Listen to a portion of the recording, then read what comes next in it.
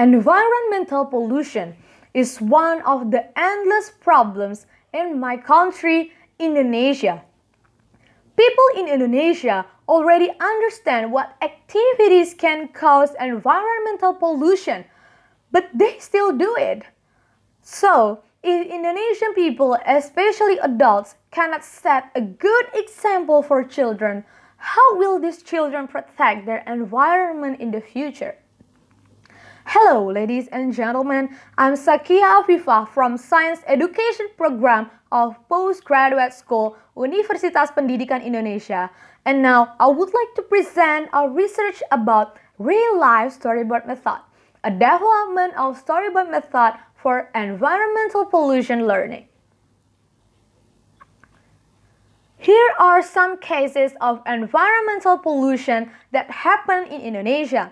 Waste and garbage have great potential in the occurrence of environmental pollution because they both cause a decrease in the quality of the environment and damage the natural ecosystem. Then there will be negative impacts due to the decline in the quality of the environment, such as threat to health, decreased aesthetic values, economic costs, and disruption of the natural system. One of the steps in reducing the causes of environmental problems such as pollution is to provide environmental education to the community through formal education in schools so that a sense of responsibility is embedded in the community, especially students. Students' understanding of environmental problems, such as pollution, can be achieved through science learning. Through science learning, the ability to think, work, and students' scientific attitudes will be trained so that students' environmental sensitivity will grow. Storyboard is a learning method that can be used to cultivate students' environmental sensitivity. The storyboard method is a learning method that helps students develop ideas in writing short story text through pictures and words written based on pictures made. By using this method, students can explain the condition and problems of their surrounding. But this method is generally used in language and history lessons to explain the contents of a story or event chronologically. Therefore, it's rarely used in science learning, and students only understand a story or event based on reading sources, not based on their direct observations.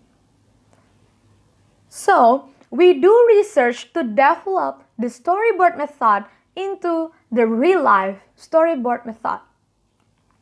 In this method, students do direct observations and take pictures of their surroundings to make them understand their environmental condition. Then, students tell the results of their observations through storyboarding so that students' explanation of environmental pollution is obtained in the form of stories based on existing facts. The aim of this research are to make students understand the problems that exist in the environment based on facts, connect pollution learning with environmental condition, and develop their ability to think, work, and act scientifically. The method used in this research is descriptive qualitative method with data collection using the literature review method. The descriptive qualitative method is used to describe or provide an overview by collecting, preparing, and analyzing data on the object under study based on the results of the research that has been done. Then, the literature review method is done by reviewing references to both theory and research results from journals related to this research. After reviewing some literature, we can determine the learning steps in the real-life storyboard method as follows. First, the students observe their surroundings based on the directions given by the teacher. They also can interview their neighbors to gain some information related to the problem. Then, they take pictures of surroundings to help them build their stories. After that, they collect data obtained from their observation and elaborate it into a complete story. Then, they choose some of photos that have been taken before and make it into an outline.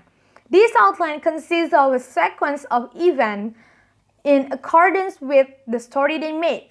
After that, they sketch the image according to the outline into several frames. Or they can also use the photo outlines itself without sketching and change it into several frames. Next, they write the storyline text below the photo based on the story they made before. They also can add some annotations to help the readers understand the story. And in the last step, they present the story in the class with their friends and also discuss it so they can understand their environment better than before and get some solutions to solve the pollution problems that exist in their environment. According to Bruce's research, using the real-life storyboard method became a way of representing the students' two processes. And Zainuddin said it provides an overview of the real objects according to real situations. Finally, we can conclude that the real-life storyboard method is a method that guides students to understand the environment conditions around them by doing direct observations and telling stories through storyboarding technique. By using this method, students can explore their own knowledge about environmental pollution based on environment conditions and connect this knowledge with environmental pollution learning in schools. And this is the end of my presentation. If you have any questions, you can hit me through my email on the screen. And thank you so much for your attention.